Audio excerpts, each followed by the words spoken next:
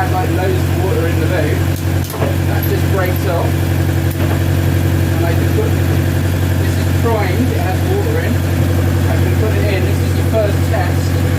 And then see if I can just, I need to just cut that tie here, so it will stop accidentally. And then we're just going to transfer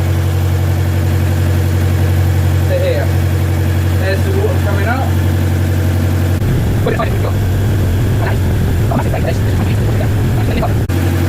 I should be able to then go back to it coming from the sea top. And that's coming now back out of the seawater. I'm going to divert it now.